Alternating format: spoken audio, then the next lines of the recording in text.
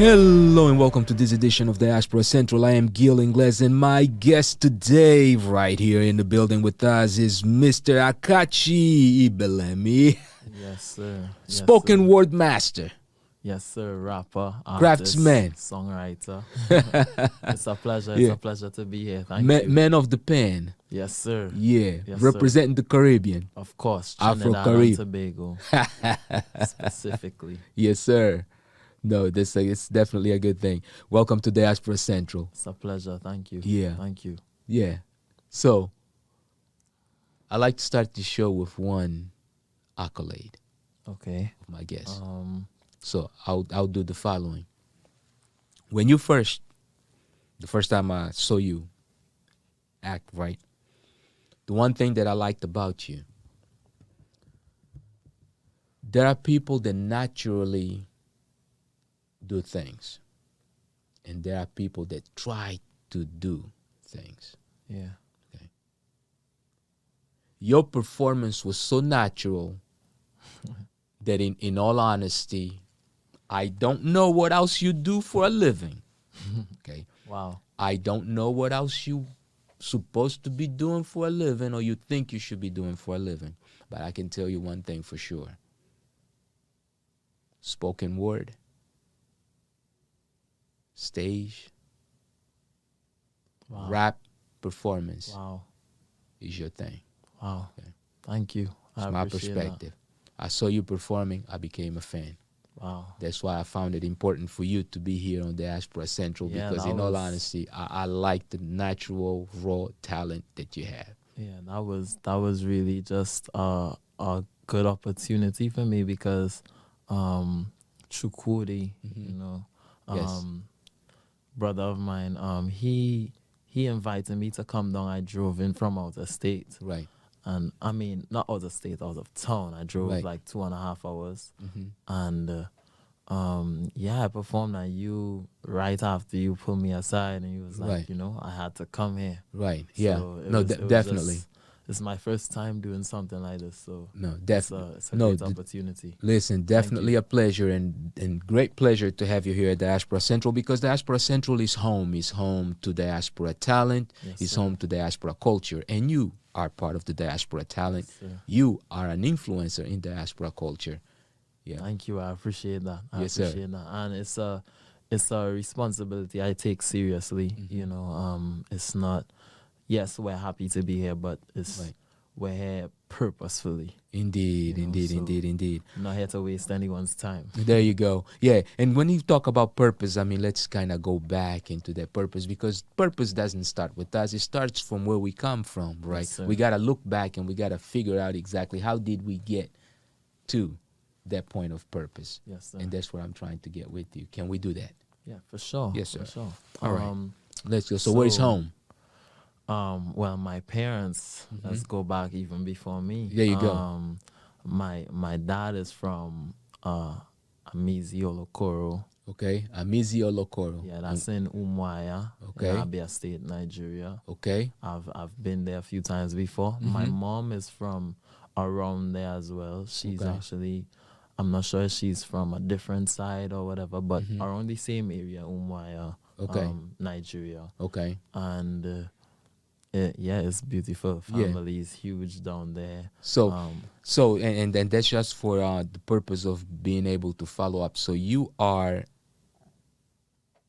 descendant of two Nigerians, Yes, sir. okay? And Yes. and where were you born? I was born in Syracuse, New York. Syracuse, New York. Yes, So sir. you are a New Yorker. Yes, sir. I've never. It's funny. Yeah. I've never quite had a New York experience before. But Right. Yeah, I'm from New York, and I'm actually proud of it because one of my favorite rappers, his name is Andy Mineo. He's from there as well. So Okay. It's cool. Yeah.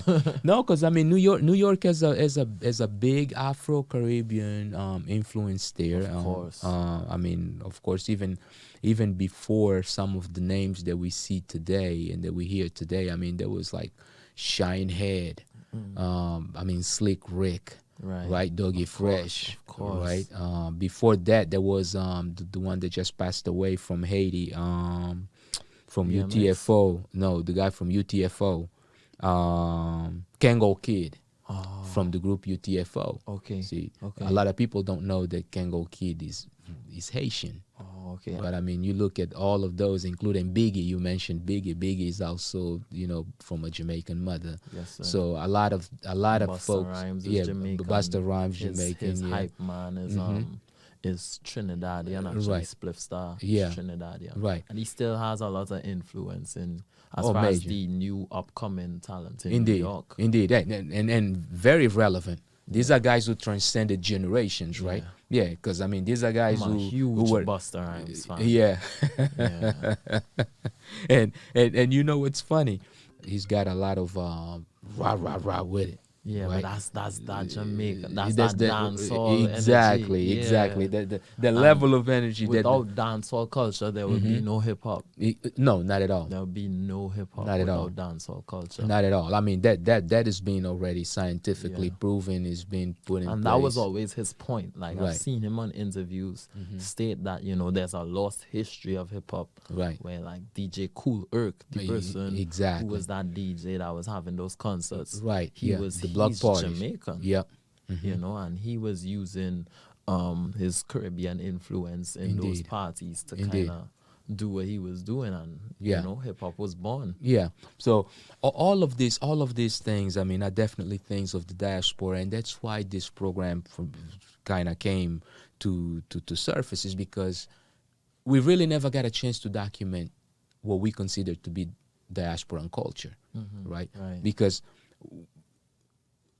our parents from somewhere, and sometimes we born here, other times we brought here young, we raised here, but even as we Lose being out on that on the essence right. of that culture. yeah, because at home you still dealing with the home culture, right? Right. At home you raised like a Nigerian, Afro-Caribbean guy, but yet on the streets you now this U.S. guy, because that's where you were raised, is for the culture that you're normally used to. Yeah. And then you don't really find that medium where you can actually be the two. Exactly. Yeah. And now, like, some people, excuse me, Yeah. they don't really allow people to. Okay, so say I'm born in New York, right? Right. They'll tell me I'm not really Nigerian. Right. Like, if you stick a pin inside of me and take blood out, Right. and you do a test on that, you're not gonna find New York in there. Right. So what are you trying to tell me? Exactly. Right? But then I have a Trinidadian accent. So it's like, and I identify mostly with Trinidad because Right. that's where I was raised, but I'll Right. never leave behind, The- Nigeria. your origin. Yeah, Right. you know what I'm Yeah. saying? But my Trinidadian accent isn't going anywhere. Exactly. Right. I can speak properly. I can pronounce my words. If you need me to repeat something, I'll slow it down. Right. But I'm not gonna change my accent. Right. The way that I speak. That is you. It's part of you. Yeah. Yeah, it is. It is part of you. And celebrating diversity also is something that we should definitely always do, because the most important thing is to ensure that we put an emphasis on the fact that we are very diverse people, right? And we should celebrate those diversities. So we kind of, pretty much defined that you were born in New York, of Nigerian parents, raised in Trinidad and Tobago. Beautiful. Right. Twin Island. Yeah. Best place in the world. You should visit. There you go. Yeah. What city do you think people should go to in case they go there? Definitely Port of Spain. Yeah. Definitely Port of Spain. You got a little bit of everything. You have the Savannah. That's Okay. like It was the biggest roundabout. Yeah, okay, it's so let me called- ask you. No, go ahead. Say it. It's called the Queen's Park Savannah, and you drive around there. Right. You could get snow cones. I think inside of it there are different foods that you could buy. You Right. could get coconuts right on the side of the savannah. Oh, wow. A lot of people walk around there to exercise. Gotcha. And there's a botanical gardens near there. There's some historical buildings on one side Nice. called the Perfect Seven. A lot of different experiences, and that's just regular Port of Spain. you So know? definitely one city to visit. Yeah, for sure. Yeah. And what food would you recommend if someone visited it? Roti. It's Yeah. the roti and doubles. Doubles is like I think it's one of the healthiest vegan meals ever. Okay. What does it every convey? nutrient, depending on where you get it from. It has every nutrient. Okay. I think something y'all call, I'm not sure if y'all call it chickpeas. We call it Okay. chana. Okay. It's the yellow Yeah. yellow one. Yeah, okay. It has that.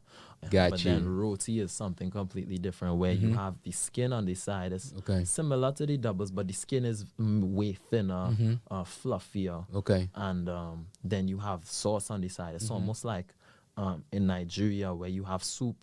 Right. And in fufu. Yes, Yeah, of course. and fufu. Right. So, but the sauce now is like curry chicken. You have some chana. Sometimes you can mix it with something that we call kalulu. It's really nice. Kalulu. Yes. Yeah. So now, when you say kalulu, kalulu, that's an Angolan dish. I'm from Angola. Yeah. Now, tell me, what is kalulu for Trinidadian? Like, I think it's a particular bush. Of course, you season it up and stuff like that. You mix it. It has a very smooth, kind of slimy texture to it. Okay. But the taste brings a good balance to like a bowl of rice, like a Sunday dish. Got with you. some rice and stuff like that. Okay. I've never, like, it's only once or twice that I've eaten it with roti before. Yeah. But it was really good, So, surprisingly. Yeah. So kalulu. Yeah, That's, you get callaloo on the side. right. You could get pumpkin as well, curry mango, Got you. and something we call bodi.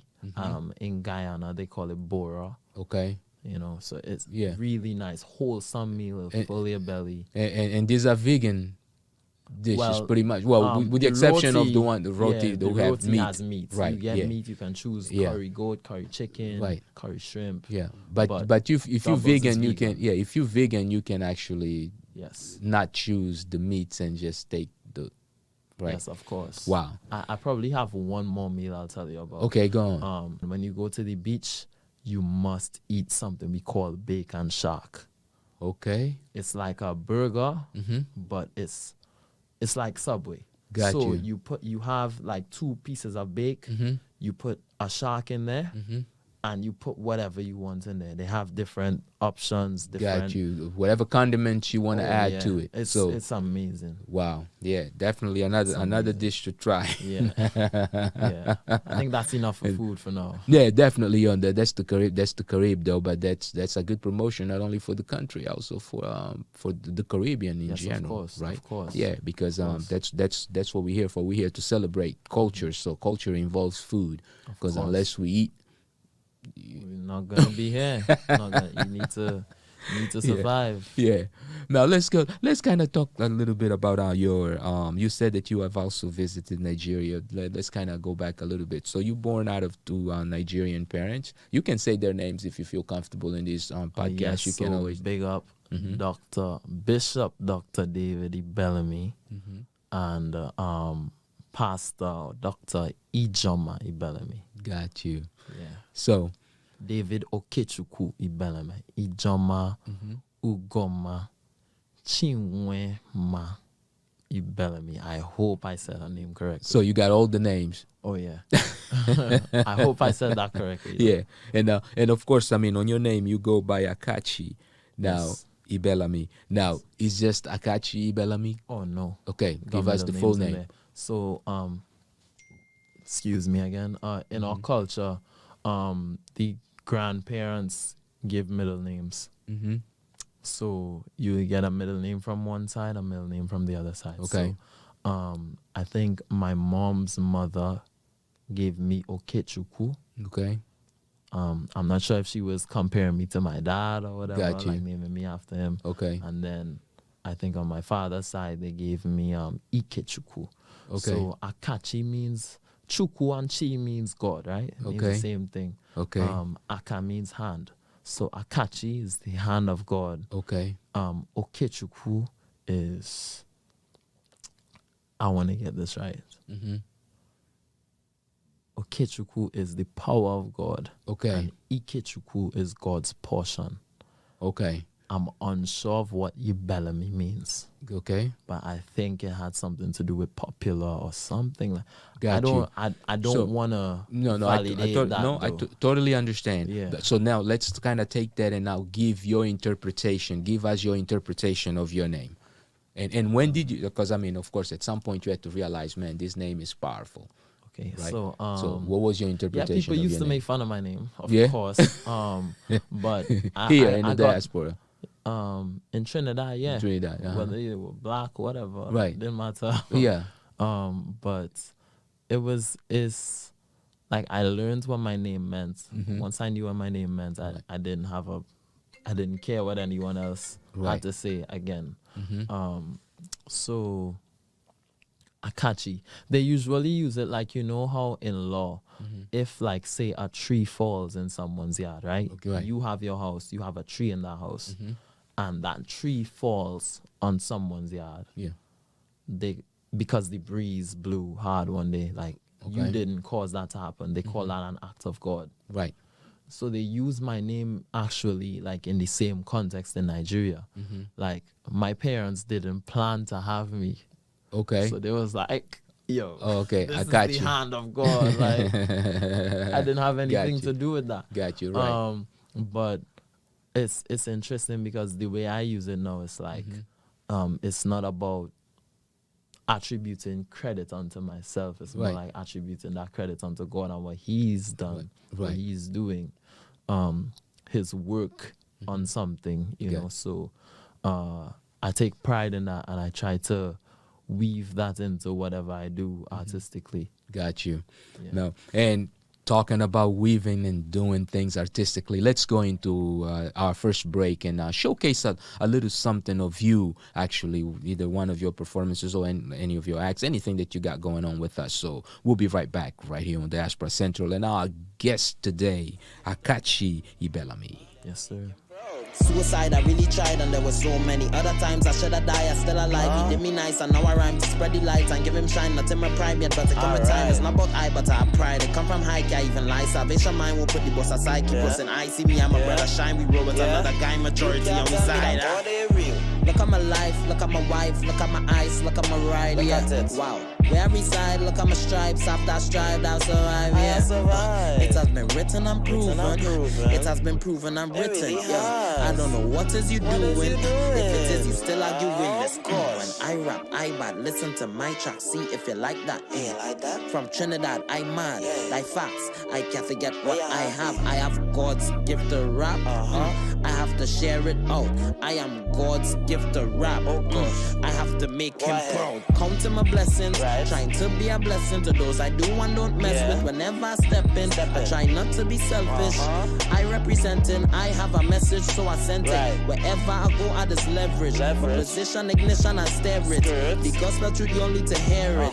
Don't hold me down, you're overbearing. You're not gonna scare me. Don't you even dare me. I'm an heir, I don't wear earrings, and you don't have to fear me. The G.O.D. near me. He gave me. And we are back. If you have just tuned in, you are now joined Diaspora Central. And my guest today is Akachi Ibeleme, WordSmith. Yes, sir. A man of the pen, a spoken word man.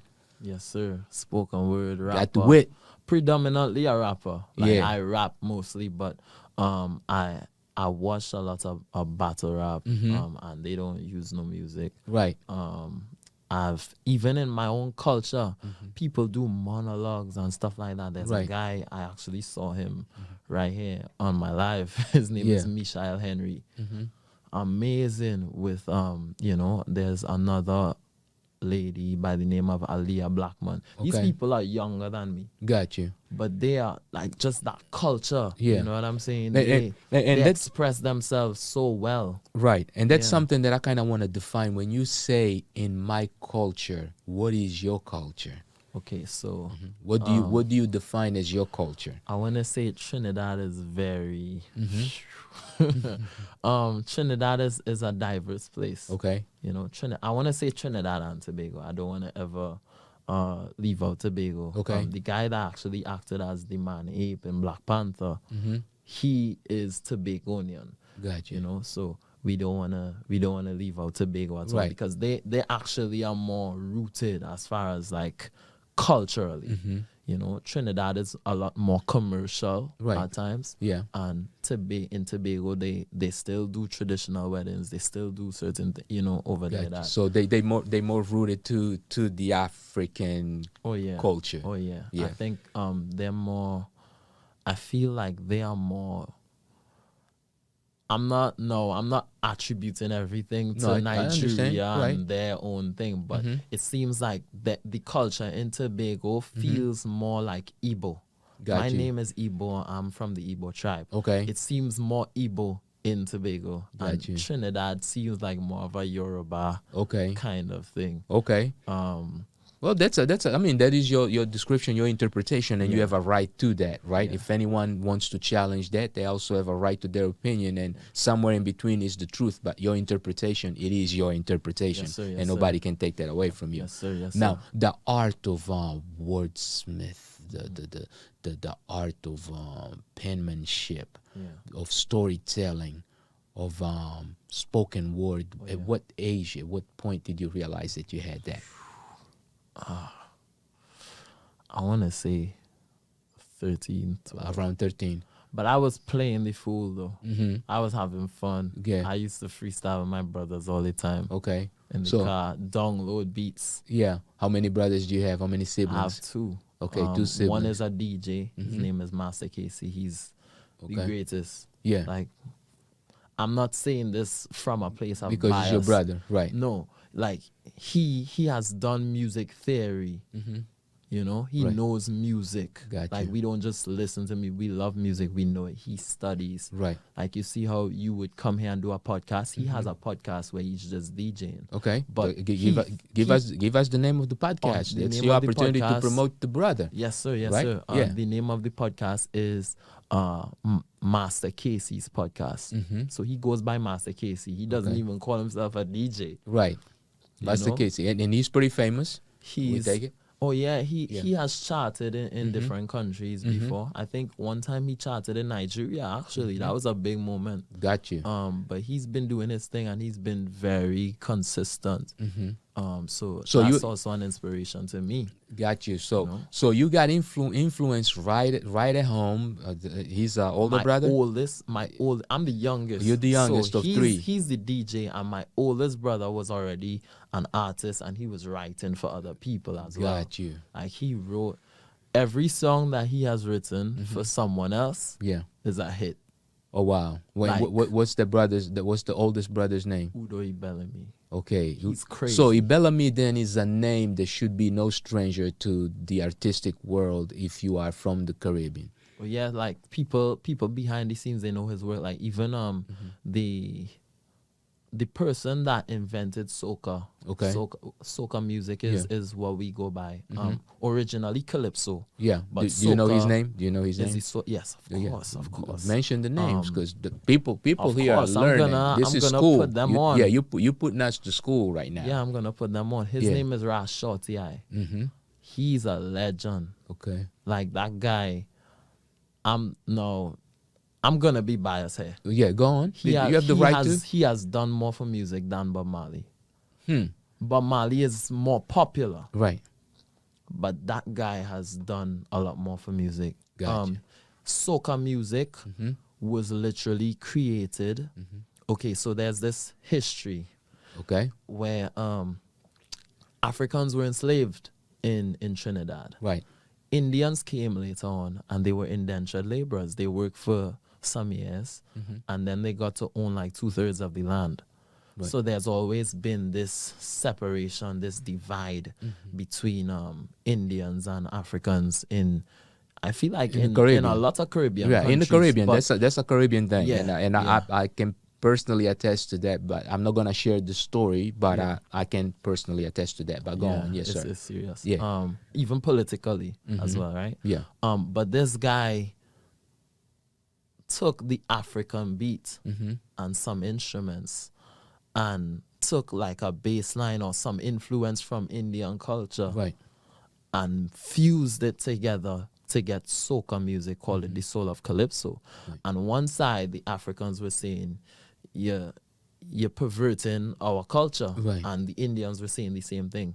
So what he did was he took the Indian, like whatever they use for bass, whatever instrument they use there, he used the African bass. Gotcha. In order to get that same effect, and it just went off. That became what today we all know as soca. Soca. And then he also made chutney soca.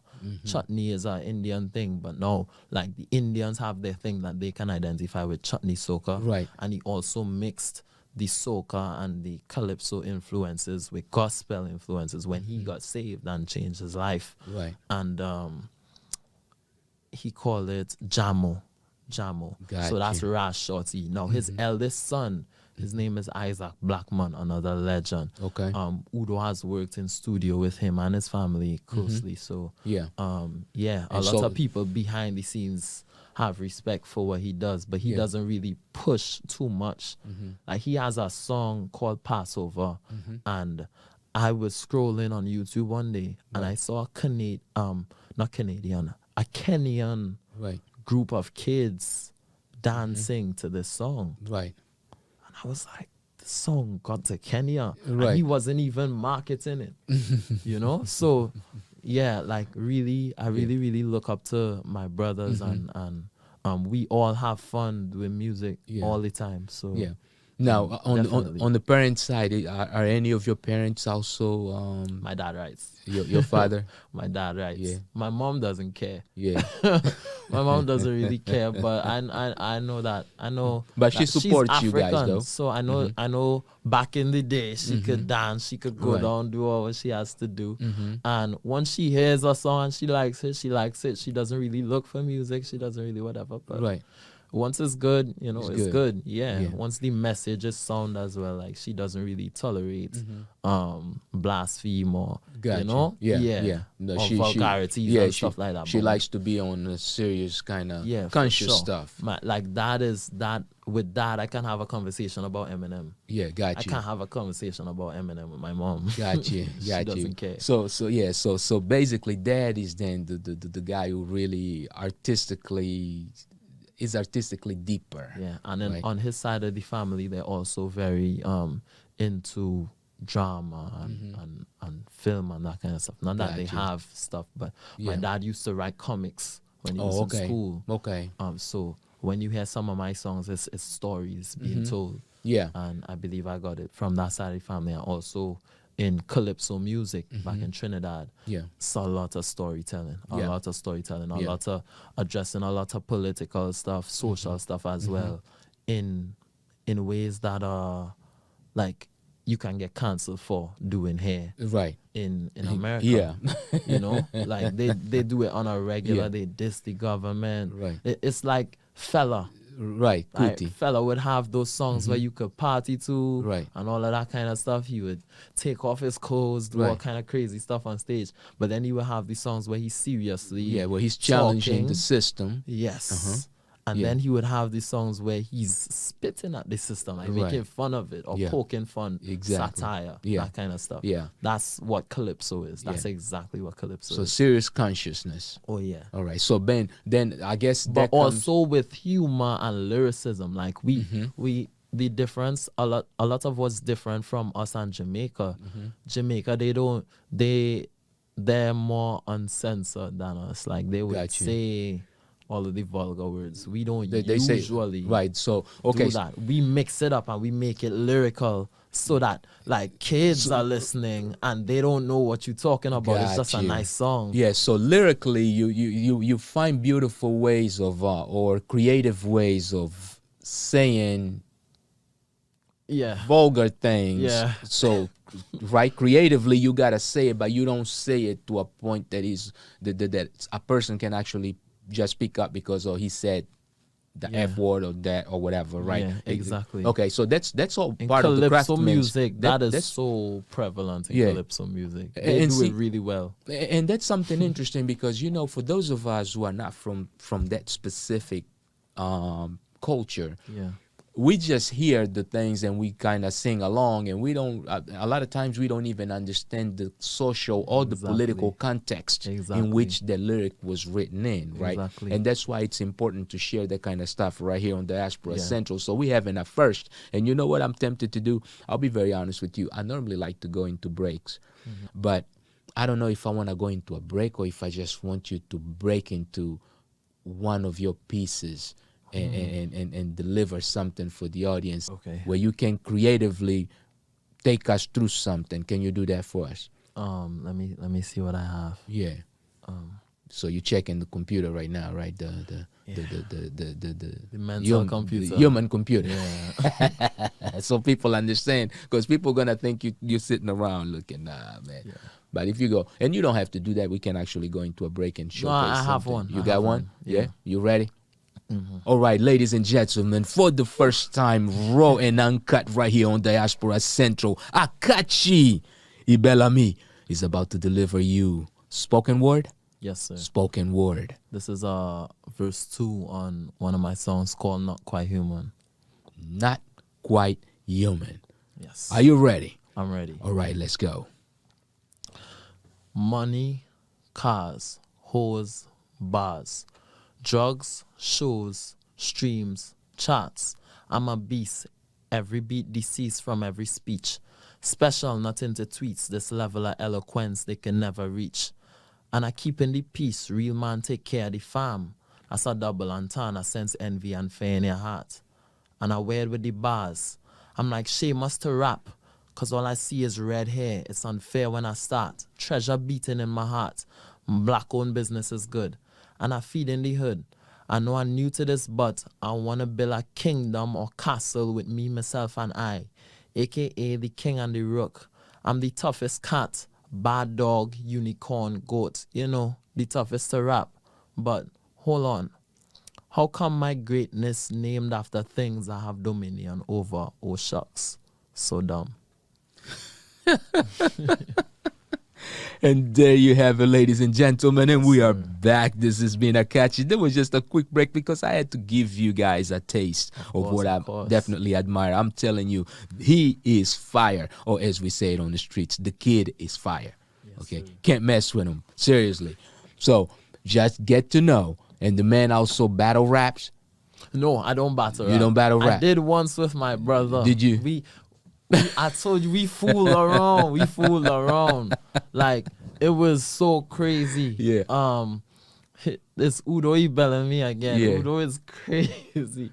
But we like started. We were bored one summer. We was like, you know, it was a point in time where a lot of different rappers were beefing with each other and stuff like that. Yeah. And we was like, yo, let's make a beef. Like, there you go. Me and you, we just go on Instagram. This is back when it was 15 seconds on Instagram. Right. Me and him was just on there going back and forth. And then people started jumping in. Right. For him.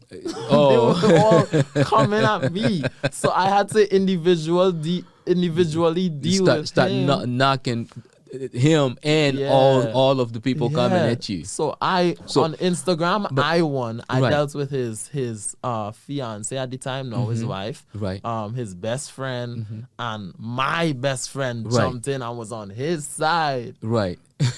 It was so crazy. But then we did a real battle. Right. And I, you know, we are accustomed joking around, so like I was ready to joke around some more. Right. And I came unprepared, and like he killed you, huh? Oh, he smoked me. He ended it. Like, look, I hope the video is still on YouTube. I hope nobody sees it. And my hairline was bad. Yeah, well, maybe that's something that you actually want to show. You want to show our audience, because then they can see the progression of where you are when you're not prepared. Oh, I'm telling him, and where you are when you're ready. I've been telling him I want us to you go on a rematch. Track and like do like the first time we did it on Instagram. Right. Then we did it at the same beach I was telling you guys about. We got somebody to record us. Wow. And we did our full battle Got there. you. And now I want him on a track. Me and him, we go in the studio, we Right. both write at the same time, So and just don't bring nothing in. Just get in and let's go. make it right there. Yeah. Yeah, I like it's that. a part of that art form, and also it's Right. it's competitive. Like you see, like the verses with all of these legends going back and forth against Right. each other with their songs. Right. But that kind of thing, you see that heavy in Jamaica back in the day, Yeah. with people like Papa San and Lieutenant Stitchie. They're not Christians, but Right. they like are some of they actually influenced Busta Rhymes to rap as fast as he does. Like, Exactly. they were the originators of that. Busta Rhymes doing that. Yeah. And they used to go up against each other on stage and rap fast, like the same lyrics, but they had to keep up with each other. Right. And, it's that competition. They have like that dancehall. I'm not sure what it's called, but Yeah. it was like a song clash, and different big artists would do that. In Gotcha. Trinidad, we have Soca Monarch. Okay. Where like you have the groovy soca, which is nice, cool, you could dance Right. it, but then you have the power soca that's more, Like it's intense. more violent, Yeah. it's more It's aggressive, intense. Yes. Yeah. And like I think $1 million or $2 million is usually the prize for the winner, but wow. they put on a big show. They have preliminaries, they have Got you. semifinals, finals, you. and it's huge every year. It's Yeah. huge. It's a big deal. So you definitely a product of a creative household, and that cannot even be denied. Now, Sure. as you were going through school, were there any teachers at all that kind of played a role in your Miss Marathon, what school? St. Mary's College, the #1 male school in Trinidad and Tobago. Okay. Miss Marathon and her husband, actually. I started learning how to play drums professionally with her husband. Okay. Miss Marathon was the music teacher. That was the only class that I got 100% in it, but Gotcha. it was a technicality though, because she told everyone in the class during the test to shut up, be quiet, stop making all that noise, or Right. else I'm gonna take off 5% from everyone. Got you. Right? She got mad. She said, I'm going to take off 5% from everyone. When I got my report card, right next to music was 95%. Wow. I was so mad. I was so mad, but it was really, in that class, I learned how to play the national instrument, which is the steel pan. I think over here they call it oil drums or something like that. The steel drums. Steel drums, Right, yeah. We call it the steel pan. Right. You can hear it in Soldier Boy. You dun, Yeah. dun, dun. That's our national instrument. Indeed. So I learned how to play that over there. Of course, recorder. But even before that, Auntie Gemma Ramillies, the keyboard was the first instrument I ever really, really played. Got you. And my brother taught me how to play drums. Okay. And we had to do something in church, me and my 3 brothers, and I played the drums. Got you. And he taught me how to play reggae. That was my first time ever playing the drums. Wow. Akachi Ibeleme, he taught me how to play drums. After that, Miss Marathon, her husband, and then a guy by the name of Roger Saloom, a white guy actually, continued teaching me how to professionally play. He also taught me how to read drums. Got you. And, So now you can read and play drums. Yeah. Okay. And I also taught him how to play soca. Okay. So not Which was that's a good weird. So that's a good exchange. Yeah. That's a good exchange. Yeah. Now, from the perspective now of a wordsmith, because dude, it's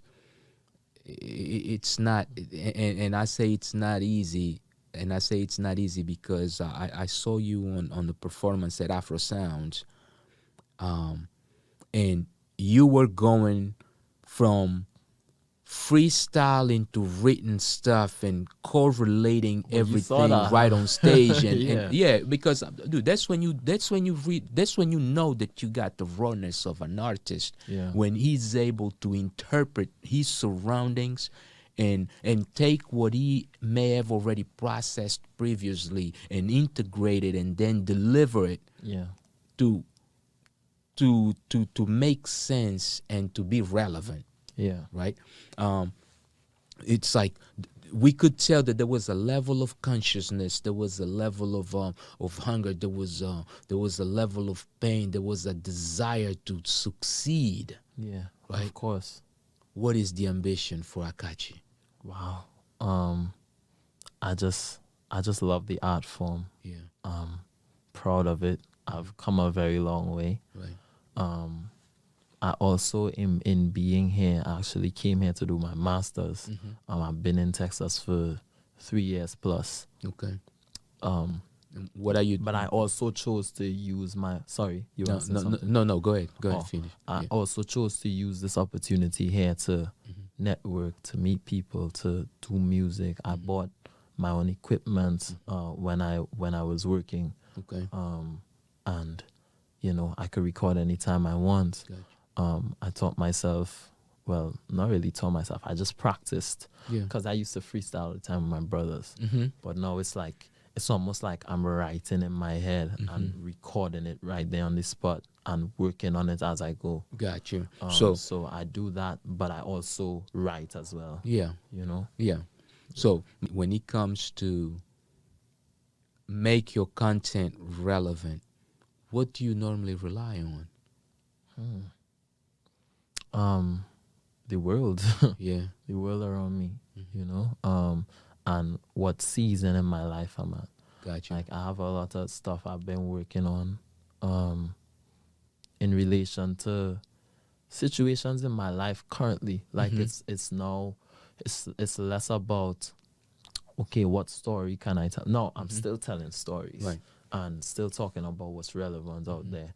But it is when it gets personal, you can feel it. Right. And sometimes you don't even have to be like there's this song I worked on called Elevator Music.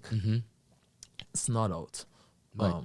But it's the instrumental was called that. And when I listened to it, it felt like elevator music. Good. So I made a song about, sometimes we don't trust God in every situation in our life for real. But he's really working things out for the good of those that love him and are called to his purpose. Right. So every struggle that we're going through, what if we see that as a part of the ascension going upward? Got you. And also the way I try to make it sound is like the work that you do on the ground is the reason that you can go up anyway, whether it's on a plane, whether it's on an elevator going up somewhere. You have to do stuff on the ground in order to have the money to afford to go up in a plane. Indeed. And then in order to enjoy why you went up in the plane, you have to come back down somewhere. True. And then of course you're gonna have to go back up and go back down to continue working to maintain that lifestyle. Indeed. So I kind of approach this song with that mindset. Now, if you just listen to this song, you're not gonna hear that, but it feels like that. Yeah. So once I explain it, it's like I'm not even trying to be lyrical or anything. It's just a lot of candid stuff about what's going on in my life, and it might feel like a struggle. But in the chorus, I say something about feeling nice, feeling like everything is all right on a high. Here's some music for the elevator ride. Just know it's going down the next time you come inside. There so you once go. you come off the elevator, once you go back in there, you're going down. Got you. Right? You have stuff to do and you have stuff to work on. But it doesn't mean that all those things aren't important, as important as you think going up is. Yeah. But it feels like that. Right. So it's just real experiences in life and also the world around me. People say I do it for me, I make music for myself, and and people will relate to you and stuff like that. But a tree is of no use if you can't eat from it. Jesus cursed a tree. You know what I'm saying? Like it was its season to bear, and he walked by and he couldn't get anything from it. Cursed the tree. So you must have some benefit. Yeah, in order to exist. I must think about those who listen. Right. I must think about those who listen. And sometimes I tackle controversial topics. But in this world we in, you don't want children and people. Right. You know, I mean, I'm a child. I'm an adult, but Right. you know, we young compared to a lot of other Yeah. people. Yeah. You don't want people my age and younger than me to experience life through the internet and stuff like that. There's nothing's wrong with the internet, but the influence that it has and what people use it for, you know, it's not always the best thing. So you want to use those same platforms that kind of feed people BS to feed them with truth, feed them with reality about the same topics that they're going to look for. Indeed. You know, give them truth on that. Indeed. Instead of them going there and finding out the lie and sticking to that and being trapped in that, and then we're now in a cycle of oppression and of depression. And people dealing with things on their own, and now all of a sudden I'm antisocial.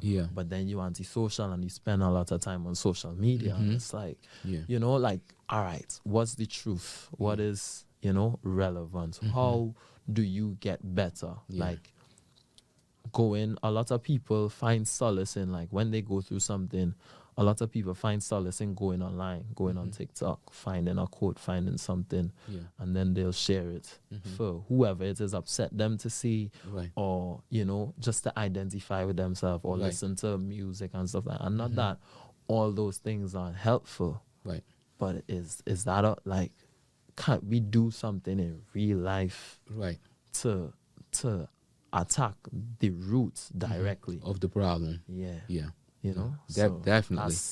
That's just some of the things I stand for. And I'm also a believer, so I really try to be biblically sound in whatever I do. But not in a way that. No, I'm not here to market the Bible to anybody and make it sound cool. It's your perspective. This is your show. You market you. Right? Your beliefs, your perspective, your interpretation of what this game called life is. So my job is just to tell the truth from that place. You understand? And if, like, a lot of people, we read a book, right? Now, when you read any random book from somebody, you see it just like how you said, that's their perspective, that's whatever, and you take what you can from that. People read the Bible from their perspective instead of the intention of whoever wrote it. So what I try to bring out in my music, with no matter what I'm talking about, is the intention of who wrote it. I may not be perfect in that, and I may use methodologies that a lot of people may not. But I'm speaking the truth, and somebody's going to hear it that, like, someone that chooses not to do what I do would probably more reach some people in the pews and you know, people in our comfort zone already. You understand? But I'm trying to reach people that's outside and bring them in. Got you. You know? But not forcefully. Like, I wanna. It's important to build that relationship and relate first and show that you understand what people are going through. Because if you don't, then you won't be able to meet them where they're at. Definitely. You know? Definitely. And they won't listen to you. Indeed. And with that in mind, let's go ahead and take another quick break. But before we go, tell me something. What are you taking? What was your master's in? My master's is in business administration. Okay. I'm focusing on human resource management. There you go. Yes, so sir. And still going well. Yes, sir. Trusting God. There you go. That's how it is supposed to go. So let's go into another quick break and take a look at some more of your content, one of your performances that we can do. So we'll be right back. If you just joined us, you're now tuned into Diaspora Central with Gil Ingles, and our guest today is Akachi Ibeleme, a wordsmith. This man is ill when it comes to spoken word. Just watch. We'll be right back.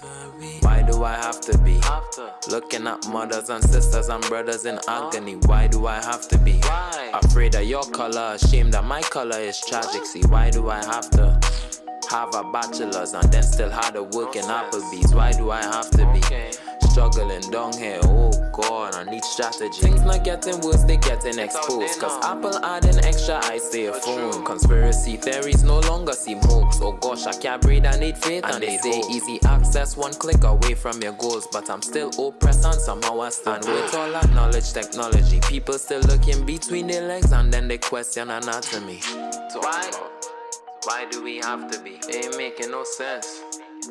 This is a tragedy. Why do we have to be?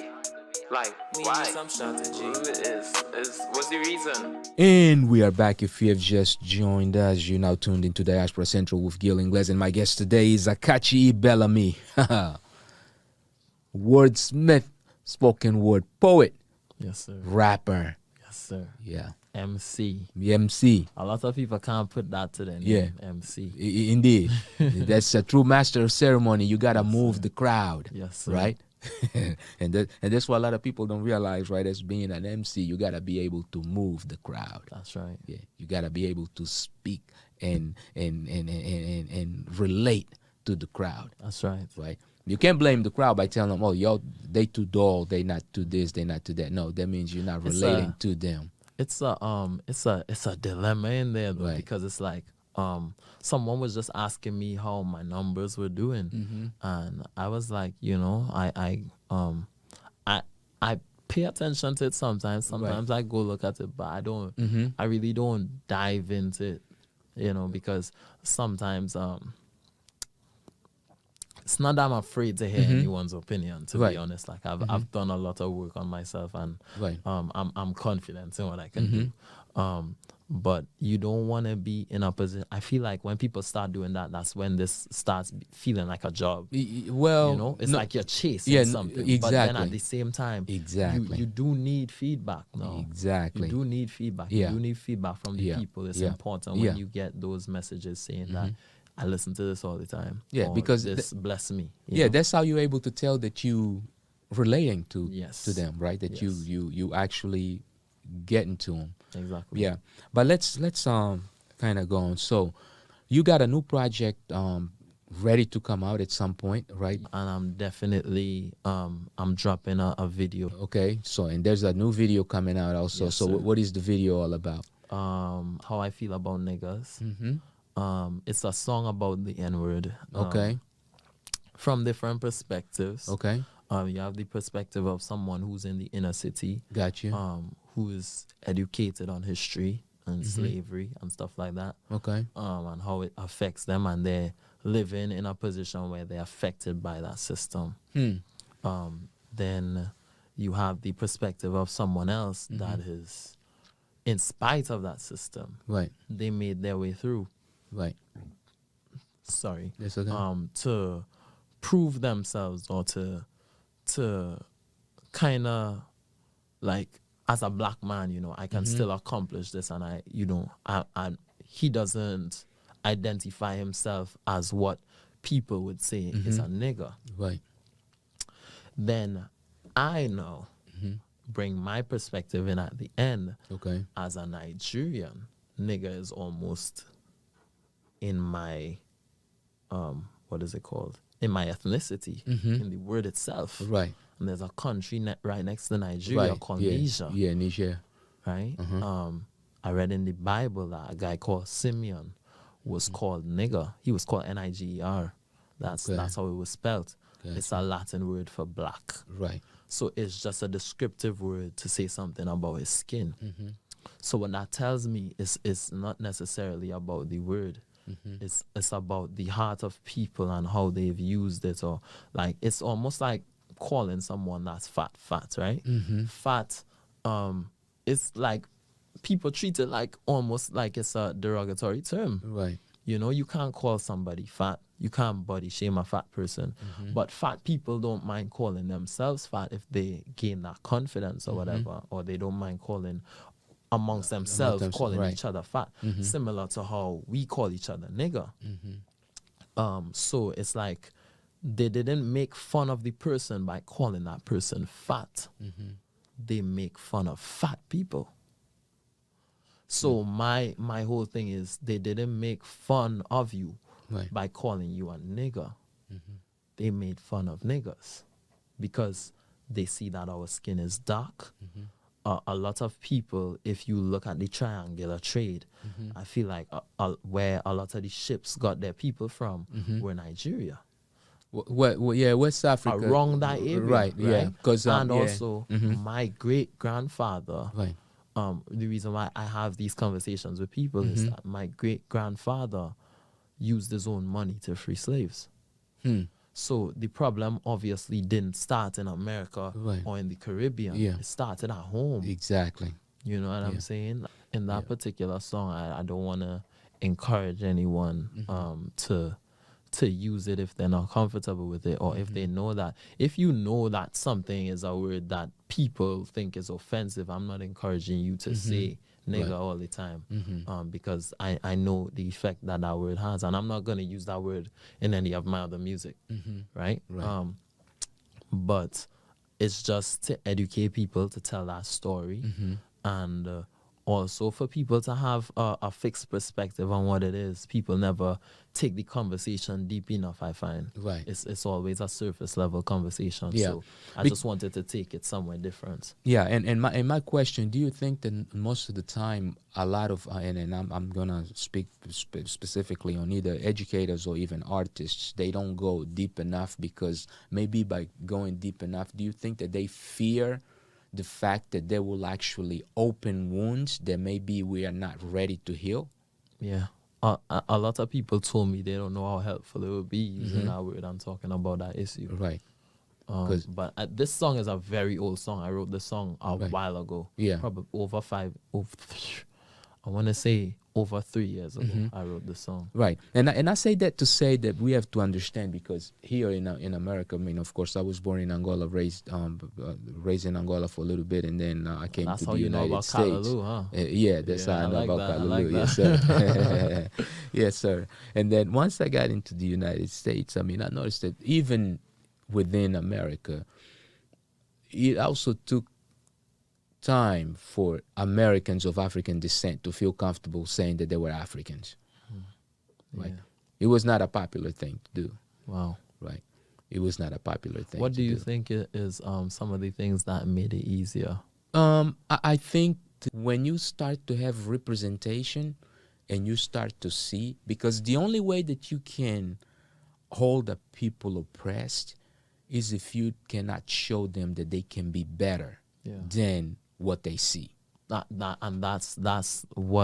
exactly what my song is about. Exactly. And I think that to a certain degree, what hip-hop music did to that word, to the N-word, or what black culture at some point did to that word, was basically create a level of comfort with that word so that it wouldn't become offensive or repressive as it used to be at a specific There's some in time, people right now that are even, like, I've seen a lot of people, 13, 12, 14, white. Right. And they use the word. Their black friends validate it.